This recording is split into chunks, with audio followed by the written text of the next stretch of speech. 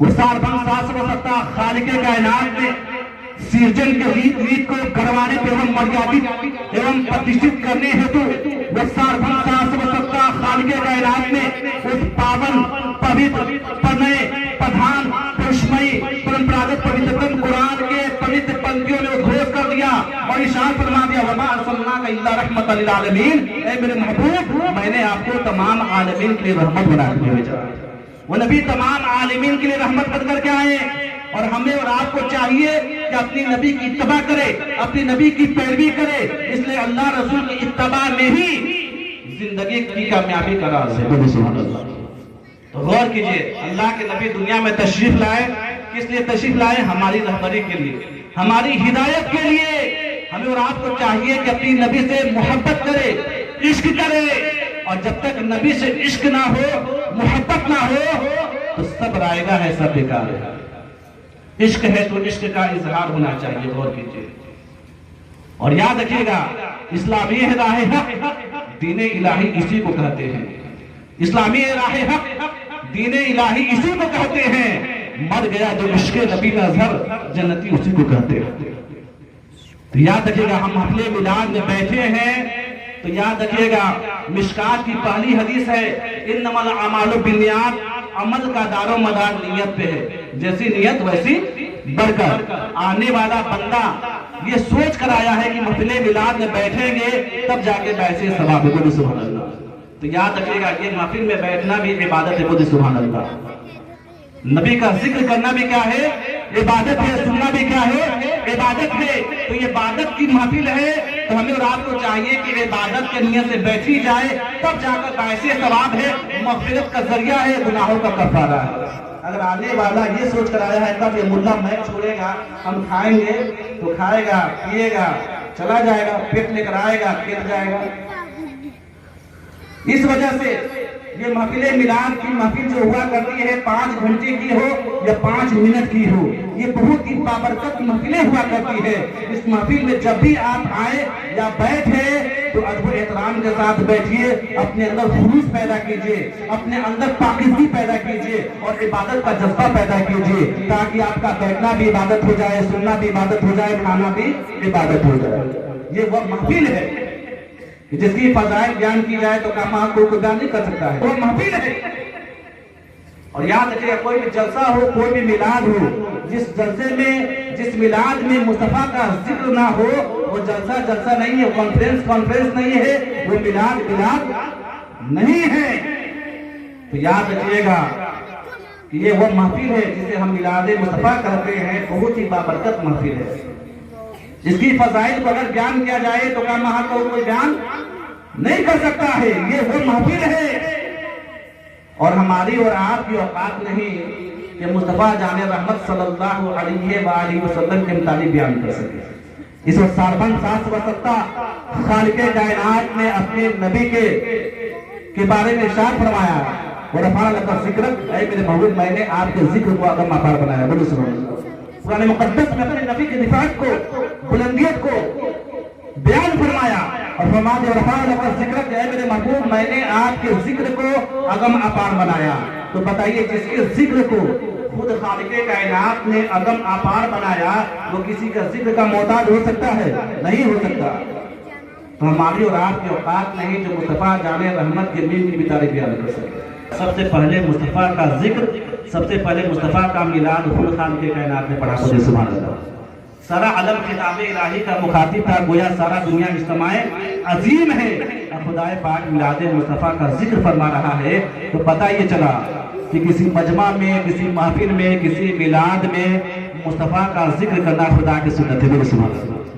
खुदा की सुन्नत है। मैं आपको बताता चलूं, रहमते दो आलम नूरे मुजस्सम सल्लल्लाहु अलैहि वसल्लम की एक सुन्नत की एक फजीलत है कि अगर मुस्तफा जाने रहमत की एक सुन्नत की फजीलत को कोई मुक़र्रिर बयान करना चाहे, कोई खतीब अपने खिताबत में बयान करना चाहे, तो कमा हक वो बयान नहीं कर सकता। एक अदना सी सुन्नत, नबी की एक छोटी सी भी कोई सुन्नत हो, उसकी फजीलत को कोई बयान नहीं कर सकता है, ना कोई लिख सकता है, ना कोई बता सकता है, तो आप इससे अंदाजा लगा सकते हैं कि जो चीज खुद खालिके कायनात की सुन्नत हो तो उसकी फजीलत का और वकार का अंदाजा कोई कैसे लगा सकता है। ये वो महफिल है। गौर कीजिए, गौर कीजिए। आला हजरत इमाम अहमद रजा खां फाजिले बरेलवी ने जब इश्क़े रसूल में डूबकर अपने कलम को उठाया तो क्या ही खूब लिखते हैं कि वाह क्या जुदो करम है शहे बदहा तेरा, वाह क्या जुदो करम है शहे बदहा तेरा, नहीं सुनता ही नहीं मांगने वाला तेरा, फर्श वाले तेरी शौकत का रूह क्या जाने, खुशरवा अर्श पे उठता है फरेरा तेरा। और हुजूर नक़ीबुल औलिया पीरे तरीक़त रहबरे शरीयत डॉक्टर जौहर शमशाबादी ने जब इश्क़े रसूल में डूबकर अपने कलम को उठाया तो क्या ही खूब लिखते हैं कि ज़मीन से पहले, फलक से पहले, मलक के वहमो गुमा से पहले, ज़मीन से पहले, फलक से पहले, मलक के वहमो गुमा से पहले हमारे आका का नूर चमका ज़ुहूर गुनो मक्का से पहले। खुदा ने उनको बनाया अफजल, खुदा ने उनको बनाया अफजल, नबी ये कामिल रसूल अकमल, खुदा ने उनको बनाया अफजल, नबी ये कामिल रसूल अकमल, इमाम अव्वल, इमाम आखिर, तमाम वहमो गुमा से पहले। और फिर लिखते हैं ये आसमां तेरा सितारा कुछ और है, ए आसमां तेरा सितारा कुछ और है, आंसू का कतरा आंख का तारा कुछ और है, जौहर दरे हबीब पे जाकर तो देखना तैबा की वादियों का नजारा कुछ और है। तो गौर कीजिए, वह खालिके कायनात ने सृजन के रीत नीति को गर्वान्वित एवं मर्यादित एवं प्रतिष्ठित करने हेतु अपने नबी के बारे में शान फरमा दिया, वमा अर्सलनाका इल्ला रहमतल लिल आलमीन। वही कुरान मुक़द्दस जो तमाम उलूम में दीन व दुनिया का मकसद व मुनब्बा है, जो इंसानी जिबिल्ली फितरी सदाकतों को जगमगाता हुआ इंसानों में मोहब्बत, मरब्बत, मुराहमत, इख़वत और भाईचारे का दर्ज देता है। यही वजह है इस्लाम कभी समाज को तोड़ता नहीं है बल्कि टूटे हुए हृदय को प्रेम से जोड़ता है। इस्लाम doesn't disintegrate but it integrates all broken hearted love. Islam wishes to save everyone from every society. It is a picture. It doesn't discriminate any caste, any religion. Our Prophet Muhammad sallallahu alaihi wasallam was chosen by Allah to deliver his message of peace और humanity for the every creation in this world. वो नबी तमाम आलमीन के लिए रहमत बनकर के आए। तो याद रखिएगा, जो नबी तमाम आलमीन के लिए रहमत बनकर के आया होगा, महान कल्याणकारी बनकर के आया होगा, वो तोड़ने वाला नहीं होगा बल्कि टूटे हुए समाज को मोहब्बत से जोड़ने वाला होगा। वो नबी तमाम आलमीन के लिए रहमत बनकर के आए। हमें और आपको चाहिए कि अपने नबी की सीरत को देखें, अपने नबी के किरदार को देखें। महज तकरीरें सुनने से कोई फायदा हाथ आने वाला नहीं है। महज हम तकरीरें सुनते रहें और उस पर अमल ना करें तो सब रायगा है, सब बेकार है। अगर इल्म है तो इल्म के बाद से अमल क्या है, जरूरी है। और जब आप अमल कीजिएगा तभी आपका बेड़ा पार होगा, वरना महज तकरीरें सुनिए और उस पर अमल ना करते सब बेकार है। हम अपने माशरे में देख सकते हैं आज मुसलमानों का जमीन मुद्दा हो चुका है, ये बताने की जरूरत नहीं है। कभी आपने गौर किया कि आज मुसलमान हर जगह हलाकों बर्बाद होता हुआ नजर आ रहा है, हर जगह मुसलमान परेशान होता हुआ नजर आ रहा है, हर तरफ मुसलमानों को परेशान करने की कोशिशें की जा रही है, हलाकों बर्बाद करने की कोशिशें की जा रही है। आखिर इसकी वजह क्या है? कभी आपने गौर विचार किया? आप नेट के माध्यम से, टेलीविजन के माध्यम से आप देख सकते हैं। आज शायद ही कोई एक नौजवान हो जिसके पास एंड्रॉइड सेट ना हो। आप देखिए, नेट से देखिए आज मुसलमान किस हालात से गुजर रहे हैं, ये बताने की जरूरत नहीं है। काश हम सुन्नी मुसलमान हैं और हमारा ये सदियों का तरीका रहा है कि सबसे ज्यादा कॉन्फ्रेंस जलसा का एहतमाम हम सुन्नी अहले सुन्नत वल जमात लोग क्या करते हैं। लेकिन बड़ी अफसोस की बात है, इतने जलसे होते हैं, इतने मिलादे होते हैं, बहुत सारे ऑडियंस उस महफिल मिलाद में जलसे में शिरकत करते हैं, लेकिन वल्लाही कसम खुदा की अगर हर जलसा, हर मिलाद, हर कॉन्फ्रेंस में जितने मुसलमान लोग शिरकत करते हैं, बेशुमार कसीर तादाद में उलमा आते हैं, जिनके हकाम बताते हैं, जिनके कवानीन बताते हैं, जिनका हकाम आपके सामने रखते हैं, मसाइल रखते हैं, आपको समझाने की कोशिश करते हैं कि शरीयत में क्या हलाल है, क्या हराम है, एक मुसलमान की जिंदगी कैसी होनी चाहिए, एक मुसलमान का जज्बा कैसा होना चाहिए, एक मुसलमान की सोच कैसी होनी चाहिए, फिक्र कैसी होनी चाहिए, एक मुसलमान का असल काम क्या होना चाहिए। ये उलमा में मेरे रसूल पे आते हैं और आपके सामने बातें रखते हैं, आपको बताते हैं। काश हर महफिल मिलाद, हर जलसे में, हर जुलूस, हर जलसे से, हर मिलाद से उलमा जो हजारों दीन की बातें आपके सामने रखते हैं, हजारों बातों को छोड़कर हर महफिल मिलाद, हर कॉन्फ्रेंस से अगर आप एक मसला को सीख कर अगर मुसलमान उस पर अमल करना शुरू कर देता तो यूं ही हमारे समाज से कितनी बुराइयां खत्म हो जाती। लेकिन बड़ी अफसोस की बात है, मुसलमानों का ज़मीर मुर्दा हो चुका है, ये बताने की जरूरत नहीं है। कितने मैक फट गए, कितने चोंगे बर्बाद हो गए, ना बदला तो मुसलमान नहीं बदला। अल्लाह के नबी ने शाह फरमाया, अल हक़ क़ुल, सच कड़वी होती है, अगरचे कड़वी लगे लोगों को बोलो, समझाओ, बताओ। हम और आप हमने मकसद हयात को समझा ही नहीं। हम तो खुद मुसलमान हैं, लेकिन मुसलमान कहते किसको हैं ये भी हमें पता नहीं। सिर्फ गोश्त भात खाने से कोई मुसलमान नहीं होता है, कोई जन्नती नहीं होता है। आज हम किस हालात से गुजर रहे हैं, गौर कीजिए। अल्लाह के नबी रहमत दो आलम की वो भविष्यवाणी अल्लाह के नबी ने अपने जमाने में इरशाद फरमा दिया था, अपने जमाने में ही भविष्यवाणी कर दिया था, ये लोगों एक वक्त ऐसा आएगा कि लोग फुक़हा की महफिल से दूर भागेंगे, उलमा की महफिल से दूर भागेंगे। हम देख सकते हैं आज किसी के दरवाजे पर अगर महफिल मिलाद हो, अगर खाने की दावत ना हो तो कोई आपके दरवाजे पर दस्तक देने वाला भी नहीं है। आज इंतशार का माहौल है, आज मुसलमान को नहीं छोड़ता है। आज गिबत हमारे अंदर, चुगली हमारे अंदर, आज बेहयाई हमारे अंदर, बुराई हमारे अंदर।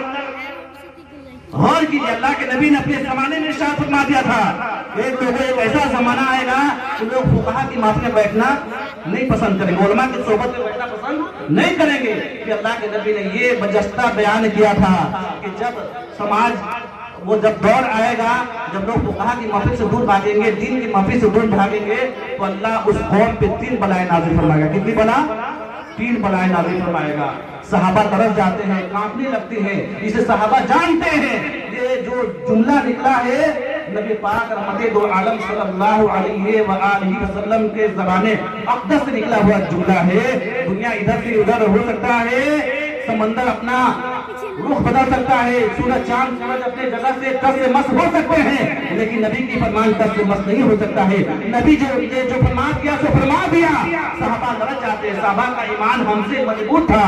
वो सहाबी रसूल जो नबी से इश्क और मोहब्बत करते थे, नबी की मोहब्बत में जीते थे और जिंदगी गुजारते थे, तो महज वो तकरीर नहीं सुनते थे। जब भी नबी की बारगाह में बैठते थे, अल्लाह के नबी जो इरशाद फरमा देते थे, उस दौर के मुसलमान सहाबी उस बात को फौरन फॉलो करते थे, इत्तबा करते थे, उस पे अमल करते थे,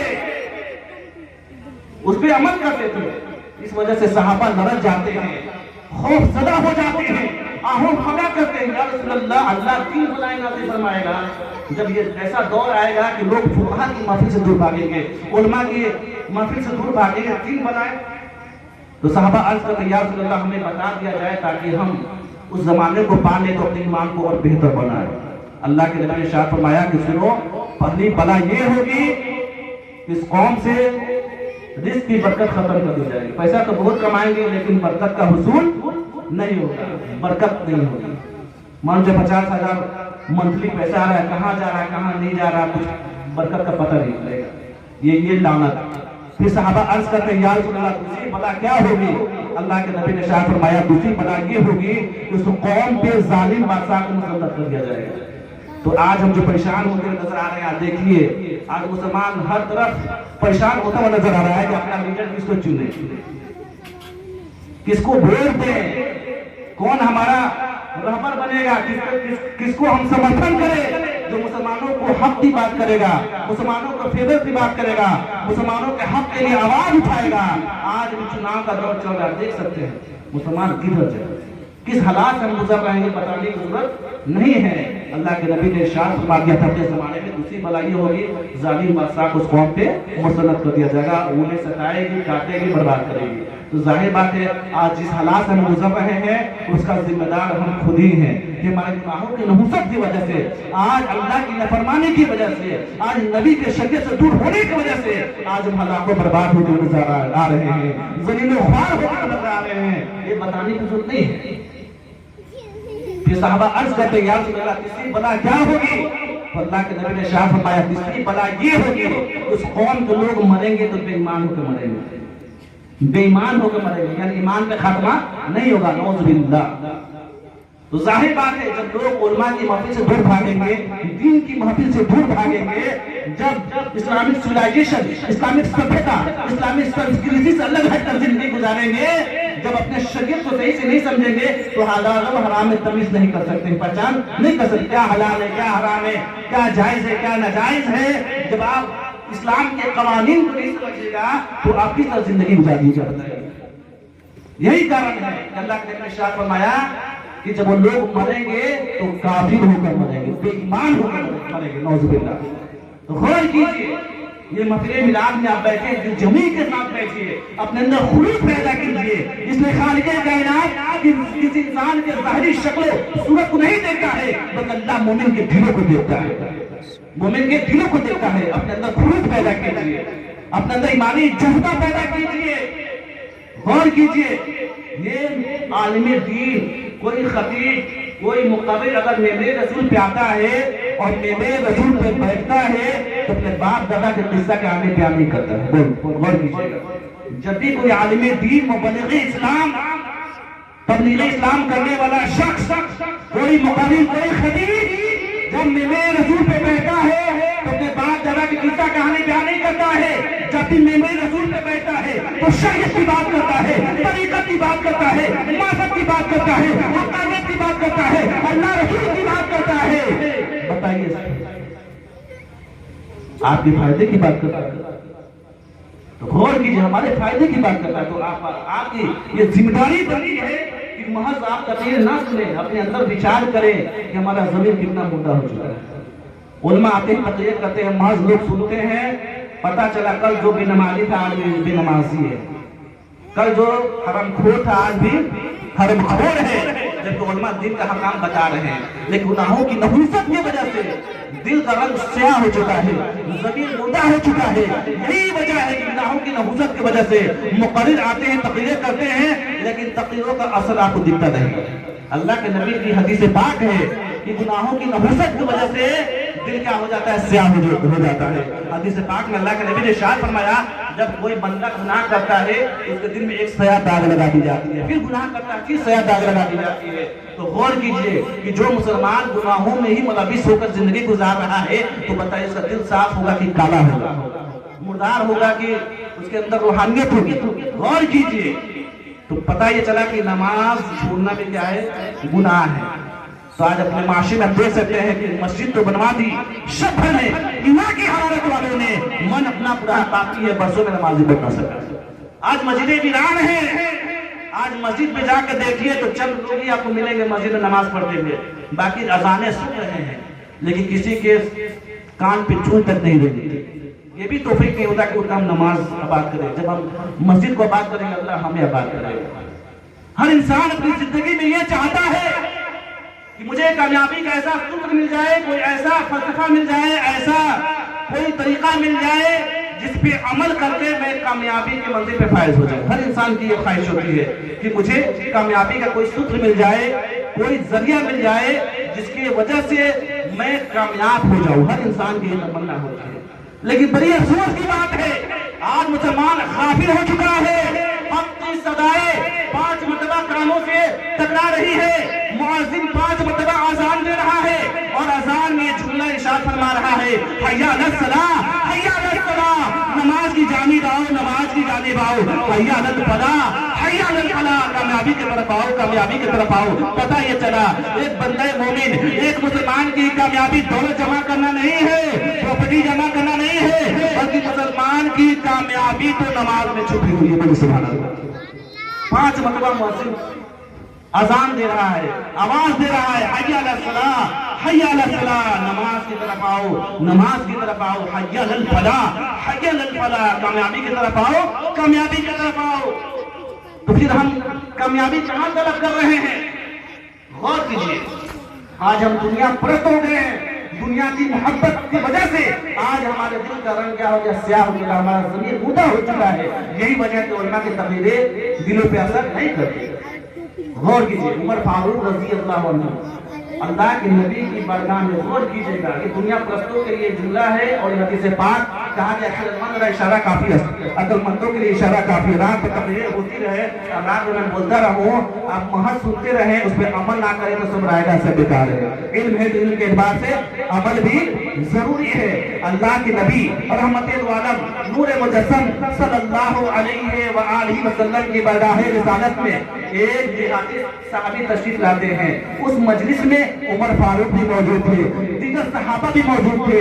गौर कीजिए, वो सहाबी रसूल अर्ज करते हैं, या रसूल अल्लाह, मैं आपसे कुछ अर्ज करना चाहता हूँ, मुझे इजाजत दी जाए। लिहाजा अल्लाह के नबी ने इजाजत दिया कि हाँ, तुम क्या पूछना चाहते हो, सवाल करो।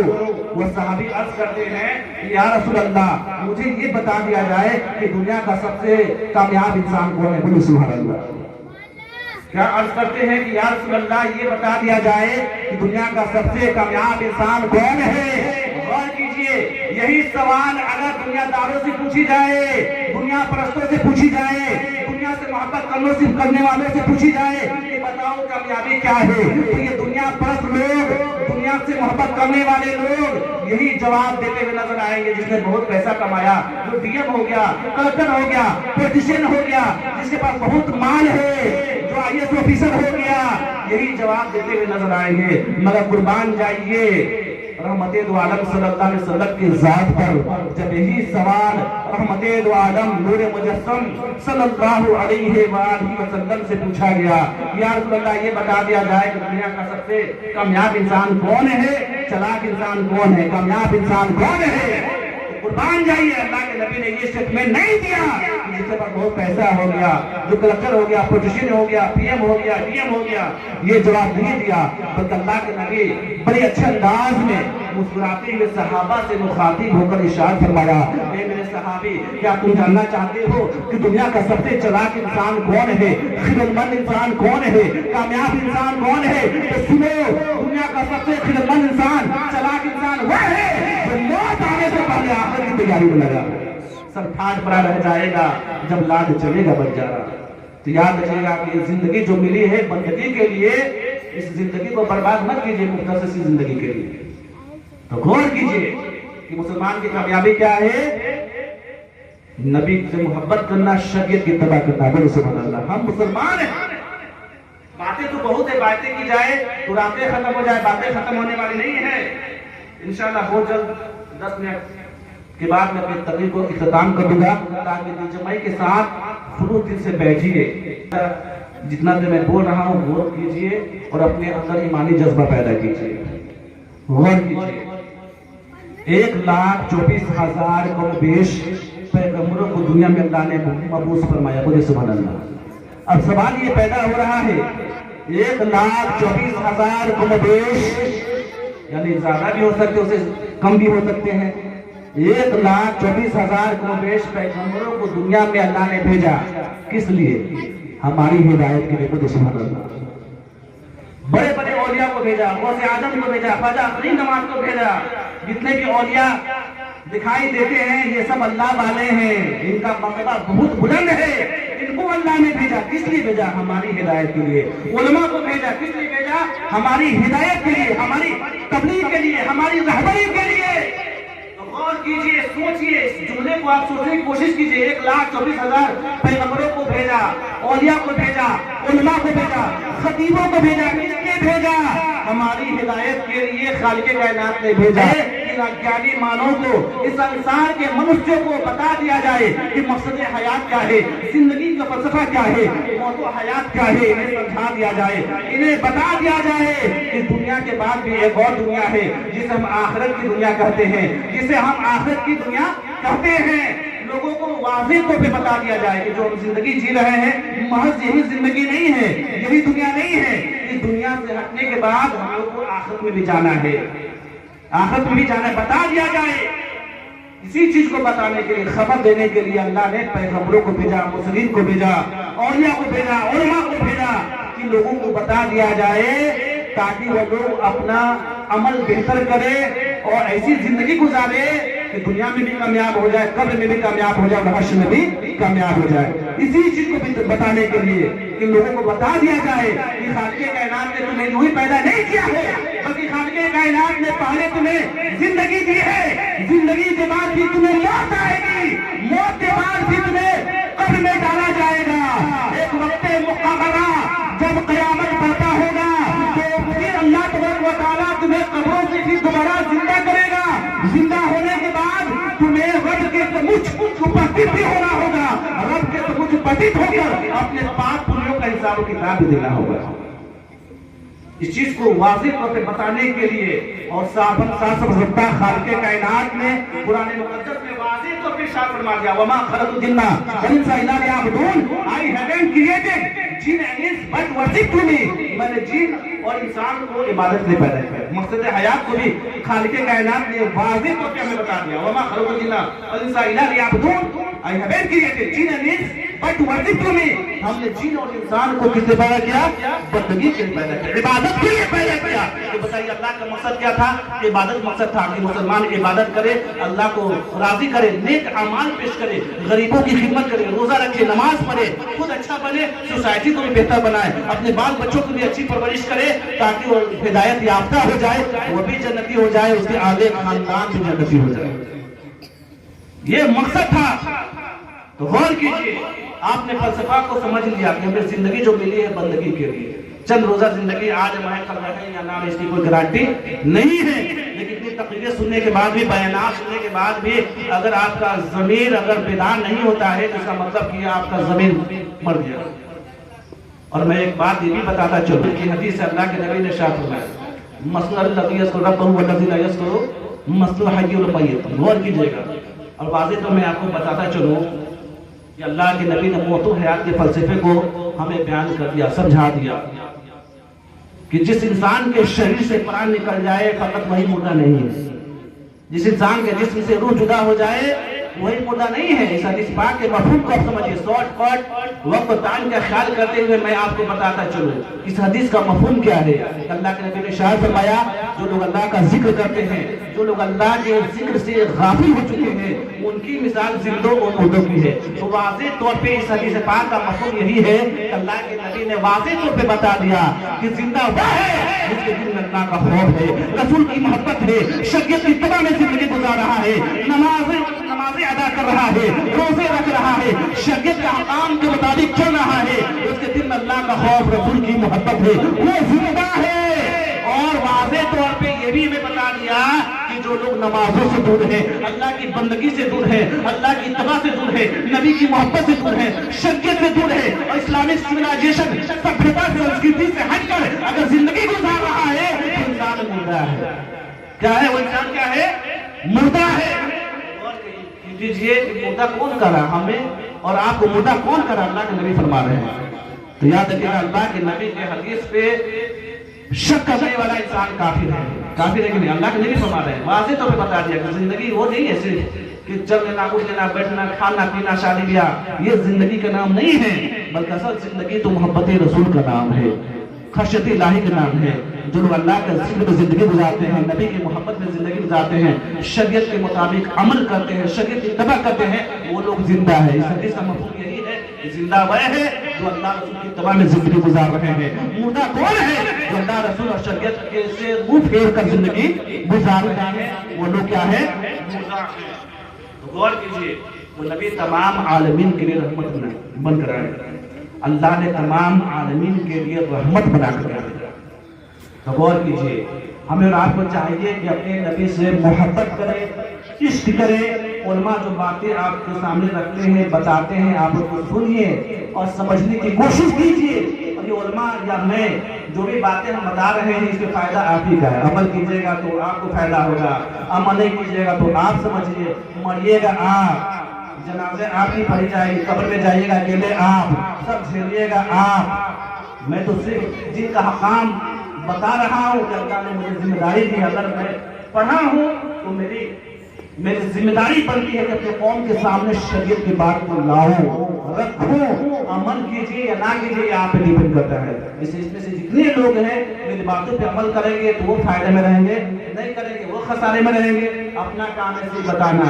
आज यहाँ पे बोल रहे हैं, कल कहूँ या ना, इसकी भी कोई गारंटी नहीं है। सब हम लोग अकेले आए हैं दुनिया में और तन्हाई दुनिया से जाना है। सब ठाठ पड़ा रह जाएगा जब लाल चलेगा बन जाएगा। जी वल्लाह इंसाफ से बताइए कि हमारे आपके साथ कोई भी चीज कब्र में जाने वाली है? सोना चांदी हीरा मोती जमीन जायदाद अपना बेगाना बीवी बाल बच्चे कोई भी शय कोई भी चीज हमारे और आपके साथ कब्र में जाने वाली है? नहीं जाने वाली है। अगर कोई हमारा साथी है कोई हमारा रहबर है हमको कोई सपोर्ट करेगा प्रोटेक्शन देगा वो हमारा अमाल है। हम क्या करेंगे वो हमारे साथ कब्र में जाएगी हमें निजात की शक्ल में हमें कब्र के अजाब से बचाने के लिए। जब हम बुराइयां करेंगे वो कब्र में जाएगी हमें अजाब की शक्ल में। सब ठाट पर रह जाएगा जब लाद चलेगा बन जाएगा। जी हाँ वक्त रहते हमें अपने आखिरत की बात करनी चाहिए अपनी नबी की इत्तबा करनी चाहिए शरीयत का सपोर्ट करना चाहिए नबी की इत्तबा करनी चाहिए और अपने आप को बेहतर बनाने की कोशिश करनी चाहिए वरना सब ठाट पर रह जाएगा जब लाद चलेगा बच जाएगा। जीवन मरण से कठिन है जो हर प्रेम का खेल काशा ससुर प्रेम का खाली खेल न दे। सिर्फ नाम में हाथ मुसलमान बनकर रहिएगा तो कोई फायदा हाथ आने वाला नहीं है। अगर हम मुसलमान है तो हमारी सोच हमारी तहजीब हमारी कल्चर उठना बैठना चलना फिरना खाना पीना शादी ब्याह हर मामला शरीयत की इत्तबा के दायरे के अंदर होनी चाहिए तब हम साहिब ईमान है और असल मुसलमान है। लेकिन आज माशरे में इतनी सारी बुराइयां हैं कि महज हम नाम के मुसलमान बनकर रह गए हैं काम के मुसलमान नहीं है। आज गिबत हमारे अंदर चुगली हमारे अंदर है और बेशुमार बुराइयां बेहयाइयां जो दौर से हम गुजर रहे हैं ये कुछ पतंग दौर है। इस दौर में ईमान बचाकर जीना भी बहुत मुश्किल है। अकलमंद वह है जो वक्त आने से पहले अपने आखिरत को सुधार ले अपने आप को बेहतर बना ले। इसलिए जब जिस्म से प्राण निकल जाए तो याद रखिएगा पतावे से क्या हुए जब चिड़िया चुग गई खेत। इसलिए उलमा बता रहे हैं समझा रहे हैं तो उस पर गौर कीजिए फिक्र कीजिए कि हम कैसी जिंदगी जी रहे हैं। आज गुनाहों में मुलविस होकर हम जिंदगी गुजार रहे हैं इसमें खसारा हमारा है आपका। तो नबी तमाम आलमीन के लिए रहमत हर आने वाला गौर कीजिए हर आने वाला हर बनने वाला इस संसार में अपनी उपस्थिति दर्ज कराने वाला हर आने वाला बनने वाला इस संसार में उपस्थिति दर्ज कराने वाला आया एक मानवीय आवृत्ति के साथ माता आया मानवीय आवृत्ति के साथ माता आया। मगर देख लीजिए पैगंबर इस्लाम आ रहे हैं तो हमारी तरह और आपकी तरह नहीं बल्कि सीने पे तीर खाते हुए मोहब्बत का पैगाम देते हुए नजर आ रहे हैं। वो नबी काम नहीं जानते खुद नहीं जानते मत नहीं जानते मुंह नहीं जानते अहम नहीं जानते अहंकार नहीं जानते संप्रदायता नहीं जानते दानवता नहीं जानते। वो नबी तो जानते हैं एक लोहा पूछा में रखा एक घर बदल करो ये दुविधा पारस नहीं जानत कंचन कर करो। पारस एक पत्थर है इस पारस पत्थर को अगर किसी लोहे से सजा कर दिया जाए ये पारस उसे सोना में कन्वर्ट कर देता है। कोई भी लोहा लाइए गिरजा का लोहा लाइए पारस से सजा कर दीजिए पारस उसे सोना में कन्वर्ट कर देगा। गिरजा का लाइए मंदिर का लाइए गुरुद्वार का लाइए चाहे कोई भी लोहा लाइए उस पारस से सजा कर रख दीजिए पारस उसे सोना में क्या कर देगा कन्वर्ट कर देगा। उसके अंदर ये ताकत है ये कैपेसिटी है खालिक कायनात ने उसके अंदर ये कुदरत रखी है खासियत रखी है। पारस की इस खासियत को देखकर मैंने पारस पत्थर से पूछा ए पारस पत्थर ये बता तेरे अंदर ये तकद्दुस ये पाकीज़गी ये तीनत तकद्दुस कहां से आई? तो पारस ने कहा ए अजहर इमाम जौहरी सकाफी इतना किन्हें मालूम कि मोहम्मद असली वजूद है मोहम्मद ना होते तो कुछ भी ना होता। और कीजिए कि खालिक कायनात ने हर शय को हर चीज को अपने नबी के सदके में पैदा किया। बोलिए सुभान अल्लाह। हर शय को हर चीज को किसके सदके में पैदा किया? अपने नबी के सदके में पैदा किया। पूरे संसार को पूरे ब्रह्मांड को हर शय को हर चीज को खालिक कायनात ने अपने नबी के कदमे नाज के पवित्र चरणों के सदके में पैदा किया। बोलिए सुभान अल्लाह। हर शय को हर चीज को तो बिलाशुबा इस पारस पत्थर को भी अगर बनाया गया तो नबी के कदमों के सदके में बनाया गया। तो गौर कीजिए नबी के सदके में पैदा होने वाले एक आम पत्थर के अंदर ये तकद्दुस ये तीनत ये पाकीज़गी ये खूबियां तो बताइए जिसे सदके में पूरी कायनात बनाई गई हो उस नबी का किरदार कितना आला होगा किरदार कितना आला होगा फरमान कितना आला होगा गुफ्तार कितना आला होगा अमाल कितना आला होगा और बुलंदी कितना आला होगा। जब उनकी गदा भर देते हैं शहाने ज़माना की जोड़ी मोहताज का ये आलम है तो मुख्तार का आलम क्या होगा? गौर कीजिए। तो बातें तो बहुत है आप हमेशा तकरीरें सुनते हैं उलमा आते हैं दिन का काम बताते हैं लेकिन वही घिसा पीटा मामला वही घिसा पीटा मामला। तो आप लोग अपने अपने जमीन में झांकिए। You know better about yourself, you want to be progress in see existence of a poster of Islam. और प्रॉफेट मोहम्मद सल्लल्लाहु अलैहि वसल्लम by Allah to deliver his message of peace, love, unity for the every nation this world। वो नबी तमाम आलमीन के लिए रहमत बनकर। गौर कीजिए, इस्लाम की पाकीज़गी है कि तहज़ीब या तमद्दुन, शरीयत हो या रूहानियत, इस आलम और रंग और में महरो खुर्शीद की दर्शानी हो या दरिया की रवानी हो या मौजों की तुफानी हो या नस्लों की अफजाइश हो या चलने जारे हयात का शबाब हो या इंसानी कदों का गुलाब हो, शब रोज उठना बैठना चलना फिरना, मौत हयात शादी गमी, तमाम के तमाम बशी हयातियाती सदाकतों के साथ इस्लाम में मौजूद है। इससे अलग हटकर अगर कोई बंदा अपने आप को मुसलमान कहता है तो किसी फरेब से कम ना होगा। गौर कीजिए कि सहाबा ने नबी की सीरत को अपनाया। बोले सुभान अल्लाह। वो हमारी तरह तकरीर नहीं सुनते थे, जैसे कि मैंने पहले कहा, वो हमारी तरह से बयान सुनते नहीं थे, लेकिन सुनते थे तो अमल भी करते थे। लेकिन आज हम ऐसे मुसलमान हैं, सुनते बहुत है, अमल ना के बराबर। तो सहाबा ने नबी के सीरत को देखा, नबी के सीरत को अपनाया, नबी के किरदार को अपनाया, नबी के वसूलों को अपनाया, नबी के आदर्शों को अपनाया। सहाबा ने नबी के सीरत को अपनाकर अपने ईमान को मुकम्मल कर लिया। खुलफाए राशिदीन ने नबी की सीरत को अपनाया, नबी के किरदार को अपनाया, नबी के वसूलों को अपनाया और अपनाने के बाद अपने ईमान को मुकम्मल कर लिया। शहदाए करबला ने नबी के सीरत को अपनाया, नबी के किरदार को अपनाया, नबी के तरीके को अपनाया और उन्होंने अपने ईमान को मुकम्मल कर लिया और वो कामयाब हो गए। सुभान अल्लाह। ये औलिया की जमात जो नजर आती है, बड़े बड़े औलिया, गौसे आजम से लेकर जितने भी औलिया नजर आते हैं, इन्होंने क्या किया? इन्होंने वही किया जो मुस्तफा ने फरमाया था। उन्होंने अल्लाह से मोहब्बत की, रसूल से मोहब्बत की। ये औलिया की जमात खशयत इलाही की मट्टी में डूब डूब कर और मोहब्बत रसूल का जाम पीकर, जब ये औलिया अल्लाह ने जिक्र इलाही के भट्टी में तरकर इसके रसूल का जाम पीकर, जब ये औलिया की जमात ने अपने ईमान को मुकम्मल कर लिया, तो हम देख सकते हैं कि गौसे आजम बनने के चमका, कोई महबूब को छोटा बनने के चमका, कोई निजामुद्दीन औलिया बनने के चमका, कोई सरकारें सुनाही बनने के चमका, कोई सरकारें वाली से पान बनने के चमका। और जिस जगह पे बैठे हैं आज भी खुदा के रहमत की बातों को गुजरा निस्बतों के किरण से है ये रोशन जहां। ये चांद भी चाहिए चांदनी के लिए, ना सहे कुछ भी दामन में जौहर मगर गद्दी चाहिए बस आदमी के लिए। तो गौर कीजिए, ये खुलफाए राशिदीन, सहाबा, शुहदा, औलिया की जमात नबी की मोहब्बत को अपनाया। बोले सुभान अल्लाह। इन्होंने शरीयत की इत्तबा की, उठना बैठना चलना फिरना शरीयत के मातहत अपने जिंदगी को अल्लाह रसूल के हवाले कर दिया और वो वही करते थे जो मुस्तफा करते थे। वो वही करते थे जो मुस्तफा करते थे। मुस्तफा ने जो हुक्म दिया तो अपना उठना बैठना चलना फिरना जिंदगी गुजारने के जो भी मराहिल दरपेश आते हैं उन्होंने शरीयत की इत्तबा की है। तो अल्लाह ने खुसूसी इनाम से नवाजा और ये लोग अल्लाह के वली बन के चमके। बोलो सुभान अल्लाह। तो बिलाशुबा अगर हम भी शरीयत की इत्तबा करें, नबी की बायोग्राफी को हम पढ़ें, नबी के जीवनी को पढ़ें या किसी औलिया की जिंदगी को आप पढ़ लीजिए और उनको आइडियल बनाकर उनकी इत्तबा करना शुरू कर दीजिएगा तो निस्बतों के किरण से ही रोशन जहां। एक चांद भी चाहिए चांदनी के लिए, ना सहे कुछ भी दामन में चौहर मगर गद्दी चाहिए बस आदमी के लिए। तो वो कामयाब है और उन कामयाब लोगों की इत्तबा कीजिएगा तो आप भी कामयाब हो जाइएगा। महज तकरीरें सुनने से कोई फायदा हाथ आने वाला नहीं है। रात भर तकरीरें होती रहे, आप तकरीरें सुनते रहे, महज सुनते रहे, लेकिन आपका रूह बेदार ना हो, आपके जज्बात नहीं बदले, आपके ख्यालात नहीं बदले, आपकी फितरत नहीं बदली तो सब रहेगा, सब बेकार है।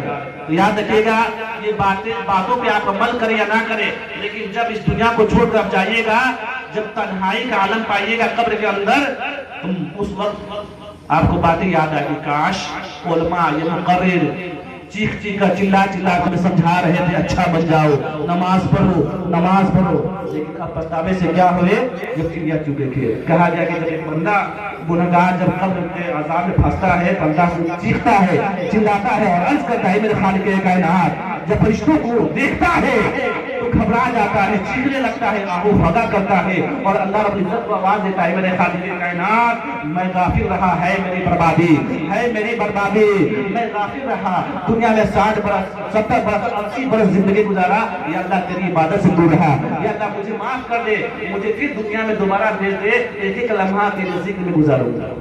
अब बताइए, अब उसको मौका मिलने वाला है? देखने के बाद वो मुर्दा चीखता है, चिल्लाता है, काश 70 बरस 80 बरस में दुनिया में यूं ही अल्लाह की मोहब्बत से दूर होकर शरीयत से अलग हटकर गुनाहों में मुलविस होकर जिंदगी गुजारा। वो इल्तिजा करता है, गुजारिश करता है, अल्लाह मुझे फिर दोबारा दुनिया में भेज दे, एक एक लम्हा तेरी तबाह में गुजारूंगा, तेरे दीन के मुताबिक चलूंगा। लेकिन वही बात है, आप पछतावे से क्या हुए, तो चिड़िया चुगे थे। जब उलमा बता रहे थे, नबी का फरमान सुना रहे थे, कुरान अल्लाह का फरमान है, अगर कोई कुरान की तफसीर बयान कर रहा है, कुरान का काम आपके सामने रख रहा है, तो यानी अल्लाह की बातों को आपके सामने रख रहा है।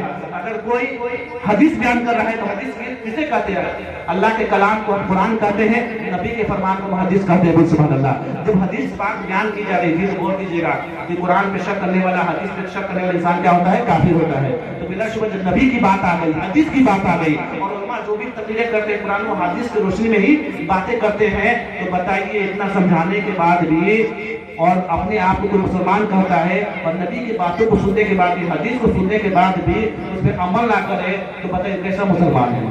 तो जाहिर बात है कि सब पैगाम सुना दिए गए, अहकाम सुना दिए गए, और अभी भी आप यहाँ पर बैठे हैं कि आप हमारी कुछ नसीबी है कि मैं कुछ बोल रहा हूँ, आप सुन रहे हैं। लिहाजा कहने का मकसद ये है कि आप अपने आप में झांकिए, आप क्या हैं, अपने अपने गिरबान में झांक कर देखिए हम क्या हैं और कैसी जिंदगी जी रहे हैं। ये जब अपने गिरबान में झांक कर देखिएगा, फिर कोई बताने की जरूरत नहीं। जब तक इंसान खुद को अपने आप को ना बदले, तो चिल्लाने से टकराने से कोई बदलने वाला नहीं है। उलमा काम है शरीयत बयान करना, तकरीर करना, वाज़ेह तौर पे कुरान और अहादीस की रोशनी में इस्लाम की बातें, बुनियादी बातें आपके सामने रखना, बयान करना। लेकिन जब तक इंसान खुद को तैयार ना करे, खुद को बदलने की तैयारी ना करे, तो उसको कोई बदल नहीं सकता है। वक्त इजाजत नहीं देता और कुछ कहीं जाए।